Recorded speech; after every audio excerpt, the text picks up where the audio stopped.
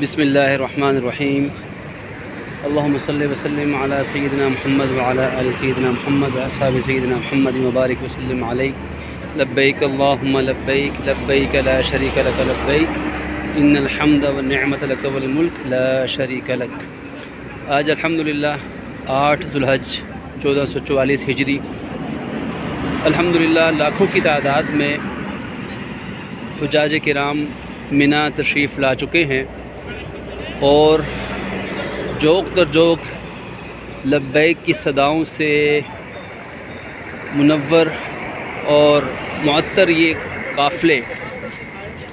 اللہ کے محبوب اور چنیدہ بندوں کے ان کی آمد تو رات سے ہی شروع ہو چکی تھی، لیکن ابھی تک آپ دیکھ سکتے ہیں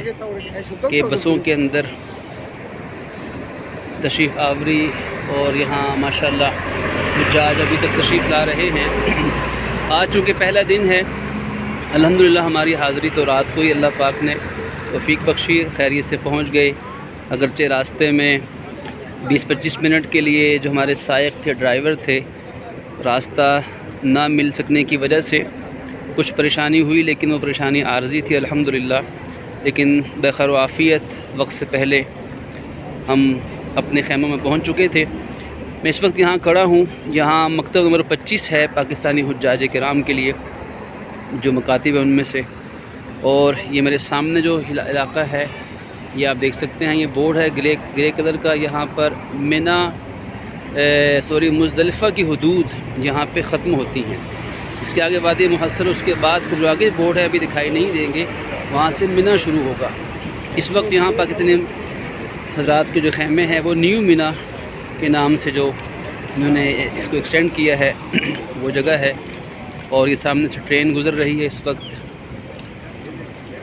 ٹیسٹ ڈرائیو پر ہے یہ ٹرین کئی روز سے،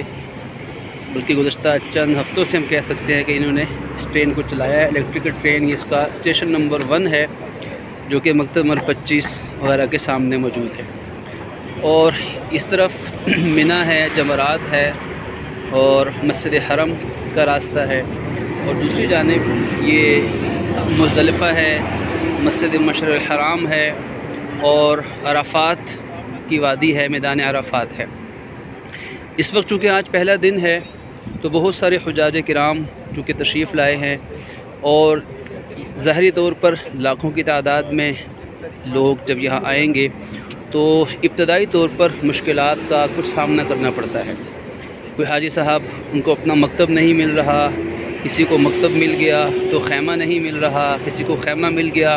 تو خیمے کے اندر ان کو بیڈ یا رہائش کی جگہ نہیں مل رہی، کسی کو مکتب کا کارڈ نہیں مل سکا، تو یہ وہ کچھ ابتدائی مشکلات ہیں ان کا سامنا حجاج کرام کو کرنا پڑ رہا ہے، اور ابھی تک یہ سلسلہ جاری ہے، اور ایسے واقعات بھی دیکھنے کو مل چکے ہیں کہ حجاج کرام انتظامیہ سے الجھ پڑے، اور بعض مرتبہ تلخ کلامی تک بات پہنچی، کیونکہ ظاہر ہے ان کو کچھ پریشانی کا سامنا کرنا پڑا۔ انہی کے ہوٹل کے لوگ اپنے خیموں کے اندر تہجد فجر کی نماز کے بعد ناشتہ بھی کر چکے، اور ان کو ابھی تک خیمہ نہیں مل سکا، وہ باہر ہیں، تو ظاہر ہے کہ پریشانی کا ہونا یہ فطرتی امر ہے، لیکن اس وقت ضروری ہے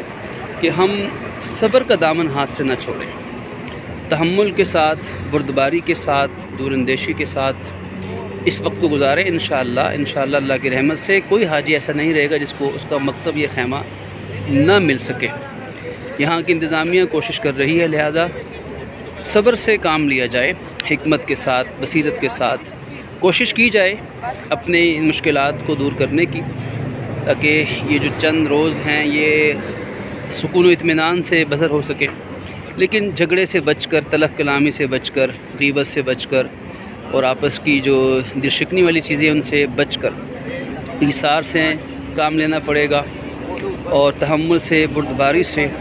اور جو کارڈ ملا ہے مکتب والوں کی طرف سے جس میں خیمہ نمبر درج ہے، اس کارڈ کو اپنے پاس لازمی سنبھال کے رکھا جائے۔ وہ کارڈ یہاں چیک کیا جاتا ہے، کچھ حاجی احباب کو وہ کارڈ نہیں مل سکا، یا کچھ نے ایک سے زائد وصول کر لیے، تو یہ بھی ہماری بھی ذمہ داری ہے کہ وہ کارڈ ہم ایک کارڈ وصول کریں، کیونکہ زائد کارڈ 3 4 5 لے لینا یہ ان کارڈ کا ضیاع ہے، اور بلکہ دیکھا جائے تو یہ دوسروں کی حق تلفی ہے کہ جس کے ہم نے کارڈ لے لیے اس کے مکتب کے، خیمے کے، اس کے بیڈ اور رہائش کے، تو اب وہ بیچارہ پریشان پھرے گا۔ تو کوشش کی جائے ایسے کارڈ انتظامیہ کو واپس کر دیے جائیں، صرف ایک کارڈ اپنے پاس رکھیں، اس کارڈ کو سنبھال کے رکھیں، کیونکہ وہ کارڈ چیک کرتے ہیں یہاں پر۔ اب چونکہ رش پڑ گیا ہے،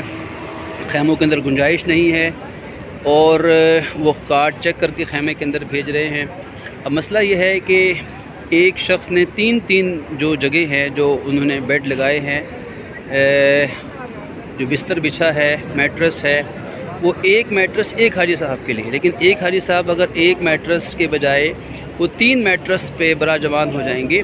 تو ظاہر ہے کہ اس خیمے کے اندر پھر باقی حجاج کو بیٹھنے کا، آرام کرنے کا موقع ہی نہیں ملے گا۔ اس لیے ہمارا بھی فرض ہے